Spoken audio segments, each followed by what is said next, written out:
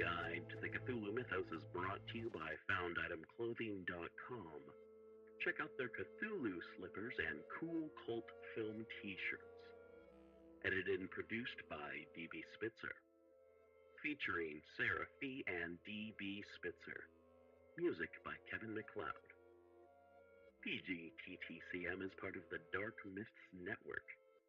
Check out all the cool podcasts that we like at darkmyths.org.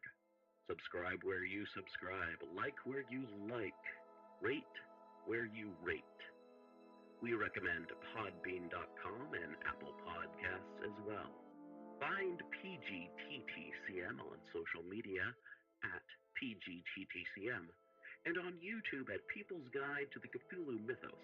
If you want to donate, go to the Patreon button on pgttcm.podbean.com or paypal.me/pgttcm. All donations receive an on-air congratulations.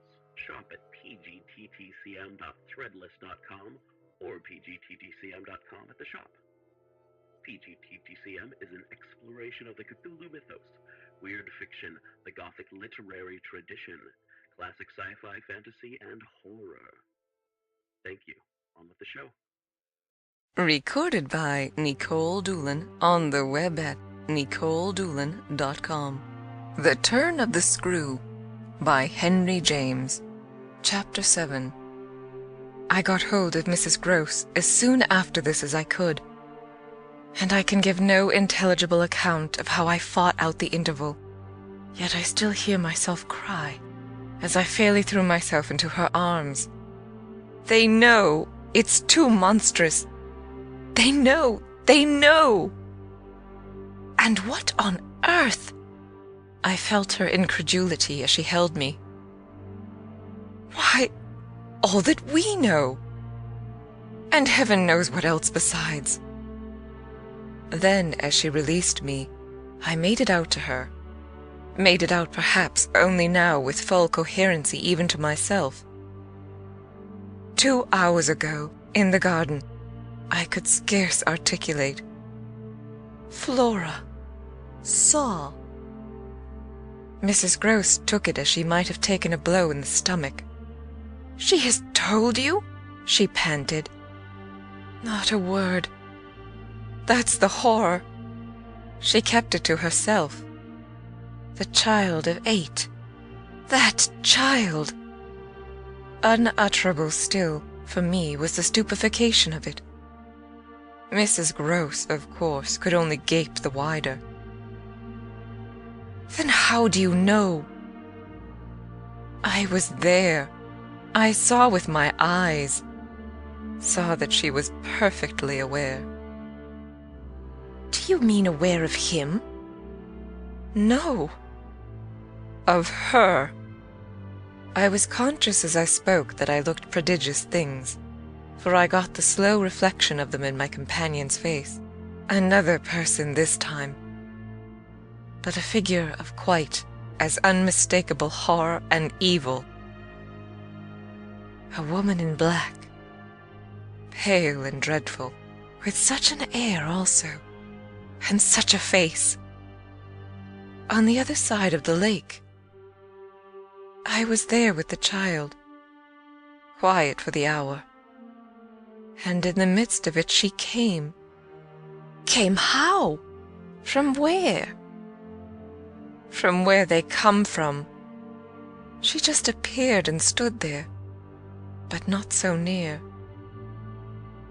And without coming nearer, oh, for the effect and the feeling, she might have been as close as you. My friend, with an odd impulse, fell back a step. Was she someone you've never seen? Yes, but someone the child has. Someone you have. Then, to show how I had thought it all out, my predecessor, the one who died. Miss Jessel? Miss Jessel. You don't believe me, I pressed. She turned right and left in her distress. How can you be sure? This drew from me in the state of my nerves a flash of impatience. Then ask Flora. She's sure. But I had no sooner spoken than I caught myself up. No, for God's sake, don't. She'll say she isn't. She'll lie. Mrs. Gross was not too bewildered instinctively to protest. Ah, how can you? Because I'm clear. Flora doesn't want me to know. It's only then to spare you. No. There are depths. The more I go over it, the more I see in it. And the more I see in it, the more I fear. I don't know what I don't see, what I don't fear. Mrs. Gross tried to keep up with me. You mean you're afraid of seeing her again? Oh, no. That's nothing now. Then I explained. It's of not seeing her. But my companion only looked wan. I don't understand you. Why, it's that the child may keep it up, and that the child assuredly will without my knowing it. At the image of this possibility, Mrs. Gross for a moment collapsed, yet presently to pull herself together again, as if from the positive force of the sense of what, should we yield an inch, there would really be to give way to. Dear, we must keep our heads. And after all, if she doesn't mind it, she even tried a grim joke, perhaps she likes it. Likes such things. A scrap of an infant? Isn't it just a proof of her blessed innocence? My friend bravely inquired. She brought me, for the instant, almost round. Oh, we must clutch at that, we must cling to it. If it isn't a proof of what you say, it's a proof of God knows what. For the woman's a horror of horrors. Mrs. Gross, at this, fixed her eyes a minute on the ground, then at last raising them. Tell me how you know, she said. Then you admit it's what she was, I cried. Tell me how you know, my friend simply repeated. No, by seeing her, by the way she looked. At you? Do you mean so wickedly? Dear me, no. I could have borne that. She gave me never a glance. She only fixed the child. Mrs. Gross tried to see it. Fixed her. Ah, with such awful eyes. She stared at mine as if they might really have resembled them. Do you mean of dislike? God help us, no. Of something much worse. Worse than dislike. This left her indeed at a loss. With a determination indescribable. With a kind of fury of intention. I made her turn pale. Intention? To get hold of her. Mrs. Gross, her eyes just lingering on mine, gave a shudder and walked to the window. And while she stood there looking out, I completed my statement. That's what Flora knows. After a little she turned round. The person was in black, you say. In mourning. Rather poor, almost shabby. But yes, with extraordinary beauty. I now recognized to what I had at last, stroke by stroke, brought the victim of my confidence, for she quite visibly weighed this. Oh, handsome, very, very, I insisted. Wonderfully handsome, but infamous. She slowly came back to me. Miss Jessel was infamous. She once more took my hand in both her own, holding it as tight as if to fortify me against the increase of alarm I might draw from this disclosure. They were both infamous, she finally said. So for a little, we faced it once more together, and I found absolutely a degree of help in seeing it now so straight. I appreciate, I said, the great decency of your not having hitherto spoken, but the time has certainly come to give me the whole thing. She appeared to assent to this, but still only in silence, seeing which I went on. I must have it now. Of what did she die? Come, there was something between them. There was everything. In spite of the difference? Oh, of their rank? Their condition? She brought it woefully out. She was a lady. I turned it over. I again saw. Yes, she was a lady, and he so dreadfully below, said Mrs. Gross. I felt that I doubtless needn't press too hard, in such company, on the place of a servant in the scale, but there was nothing to prevent an acceptance of my companion's own measure of my predecessor's abasement. There was a way to deal with that, and I dealt, the more readily for my full vision, on the evidence of our employer's late, clever, good-looking, own man, impudent, assured, spoiled, depraved. The fellow was a hound. Mrs. Gross considered as if it were perhaps a little case for a sense of shades. I've never seen one like him. He did what he wished. With her, with them all. It was as if now in my friend's own eyes Miss Jessel had again appeared. I seemed, at any rate, for an instant, to see their evocation of her as distinctly as I had seen her by the pond, and I brought out with decision, it must have been also what she wished.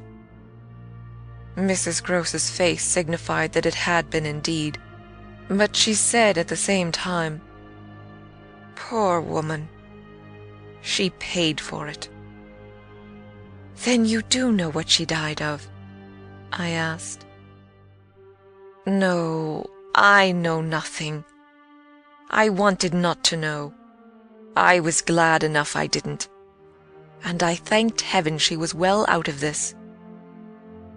Yet you had then your idea of her real reason for leaving? Oh, yes. As to that, she couldn't have stayed. Fancy it here for a governess.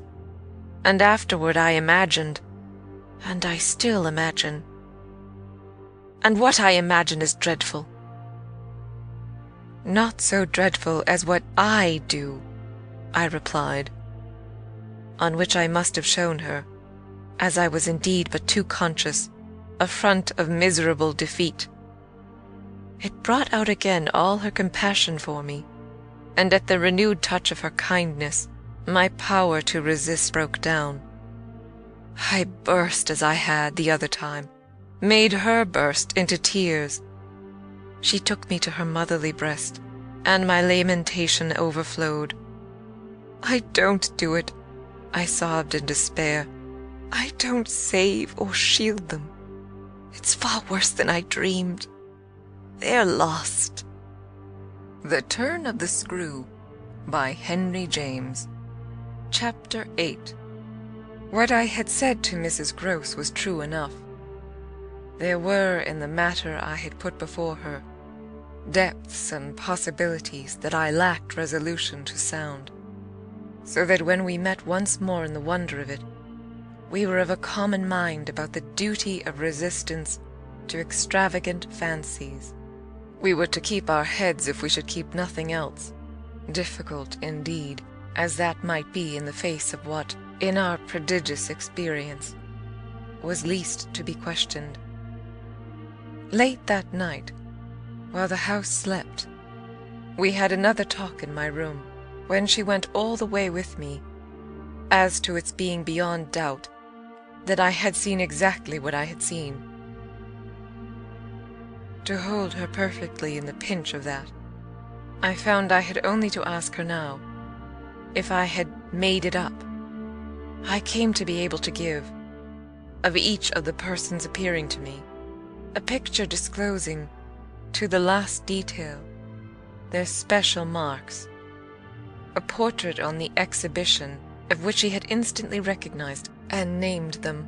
She wished, of course, small blame to her, to sink the whole subject, and I was quick to assure her that my own interest in it had now violently taken the form of a search for the way to escape from it. I encountered her on the ground of a probability that with recurrence, for recurrence we took for granted, I should get used to my danger, distinctly professing that my personal exposure had suddenly become the least of my discomforts.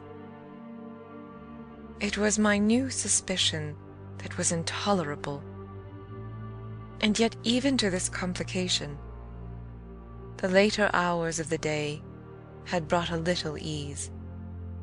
On leaving her, after my first outbreak, I had of course returned to my pupils, associating the right remedy for my dismay with that sense of their charm which I had already found to be a thing I could positively cultivate, and which had never failed me yet. I had simply, in other words, plunged afresh into Flora's special society, and there become aware, it was almost a luxury, that she could put her little conscious hand straight upon the spot that ached. She had looked at me in sweet speculation, and then had accused me to my face of having cried.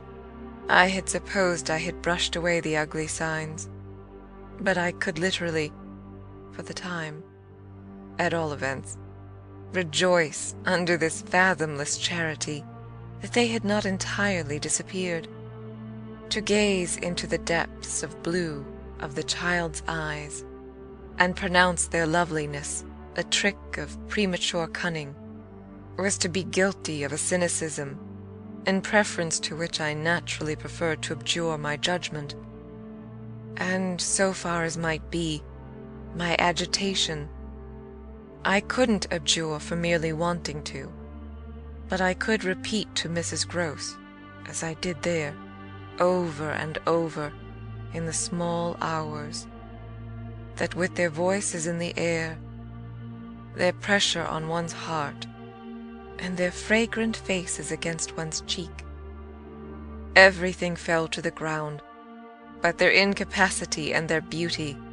It was a pity that, somehow, to settle this once for all, I had equally to re-enumerate the signs of subtlety that, in the afternoon, by the lake, had made a miracle of my show of self-possession. It was a pity to be obliged to re-investigate the certitude of the moment itself, and repeat how it had come to me, as a revelation that the inconceivable communion I then surprised was a matter, for either party, of habit.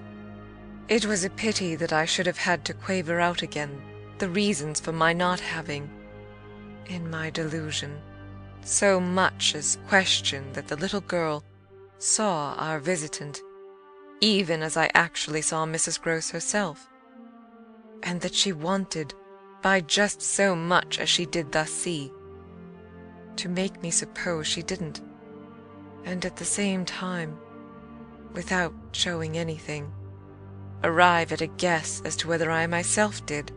It was a pity that I needed once more to describe the portentous little activity by which she sought to divert my attention, the perceptible increase of movement, the greater intensity of play, the singing, the gabbling of nonsense, and the invitation to romp. Yet if I had not indulged, to prove there was nothing in it, in this review, I should have missed the 2 or 3 dim elements of comfort that still remained to me.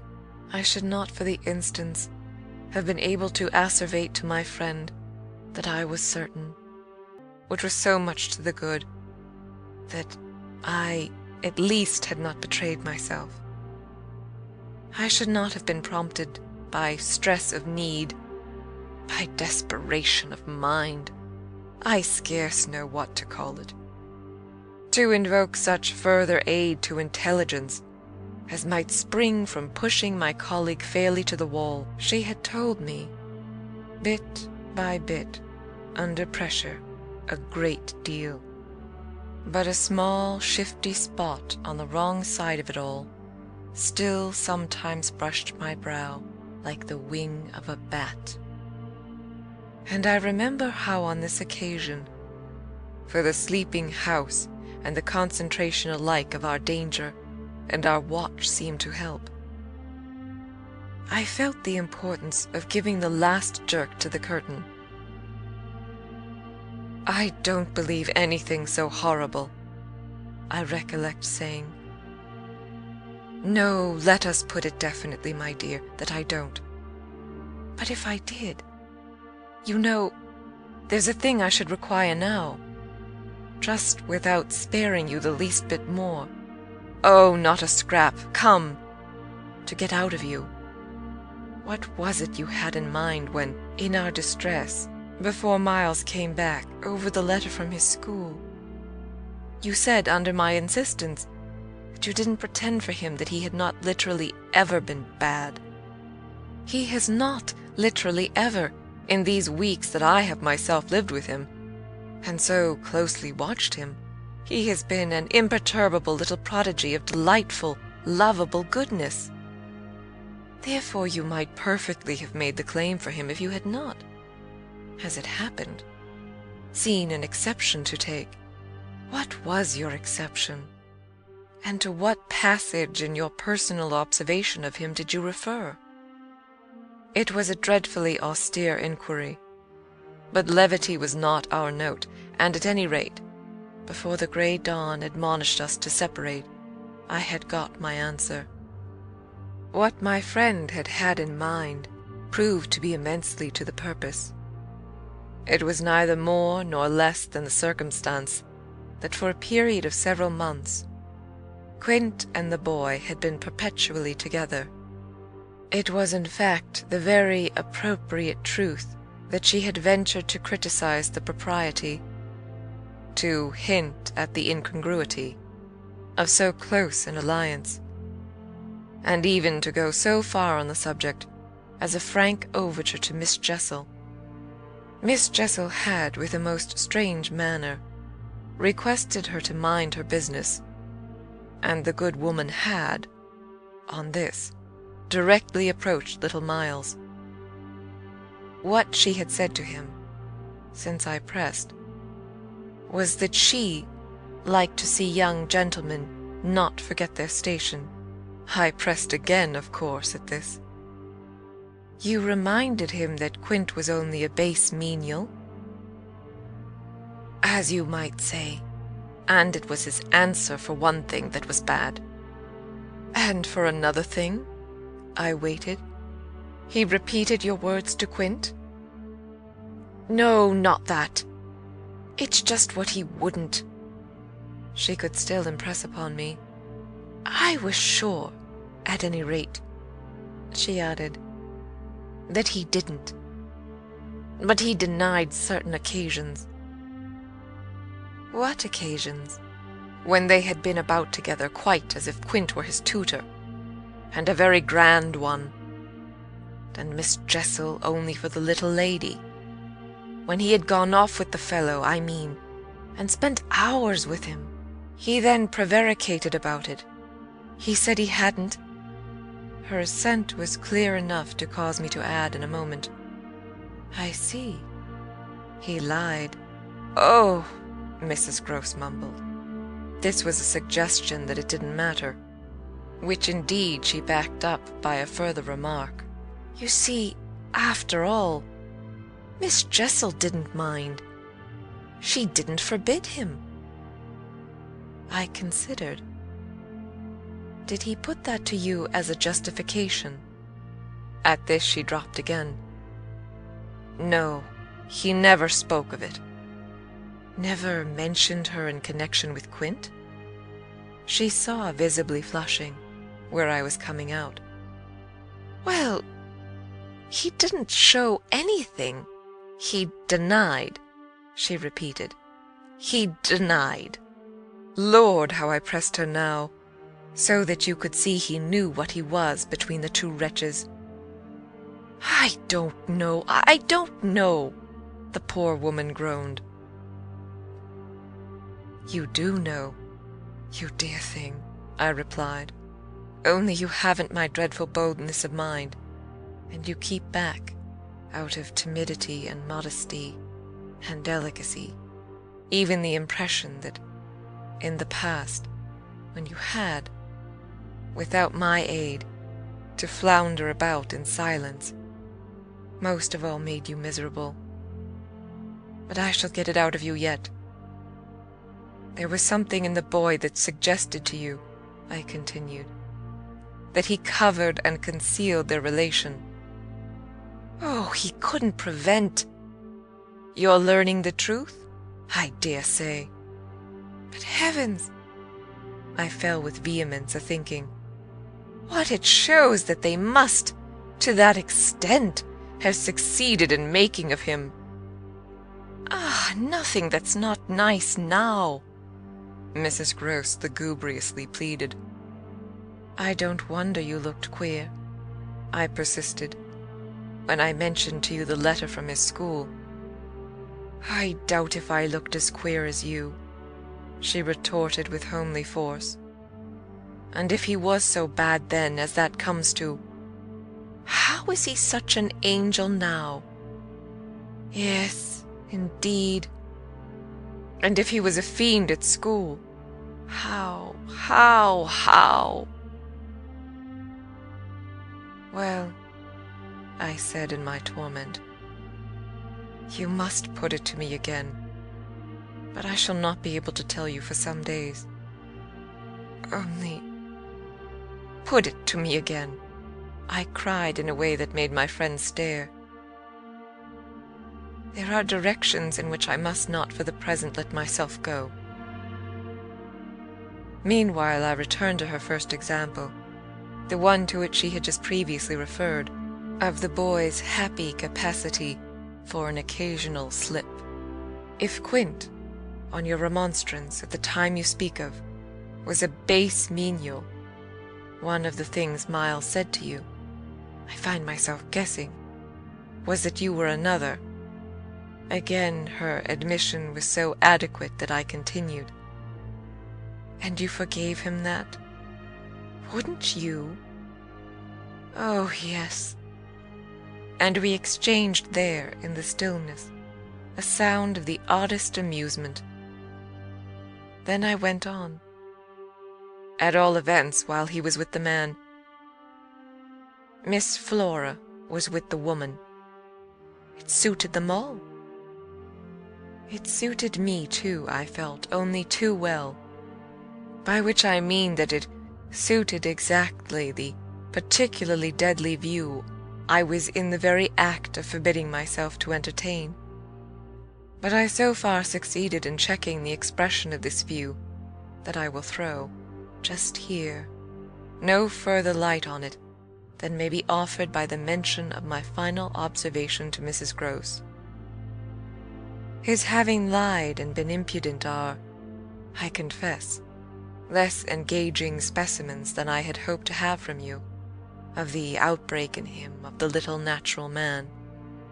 Still, I mused, they must do, for they make me feel more than ever that I must watch. It made me blush the next minute to see in my friend's face how much more unreservedly she had forgiven him, Then her anecdote struck me as presenting to my own tenderness an occasion for doing. This came out when, at the schoolroom door, she quitted me. "Surely you don't accuse him of carrying on an intercourse that he conceals from me? Remember that, until further evidence, I now accuse nobody." Then, before shutting her out to go, by another passage, to her own place, "I must just wait," I wound up. End of Chapter 8. Recorded by Nikolle Doolin on the web at NikolleDoolin.com.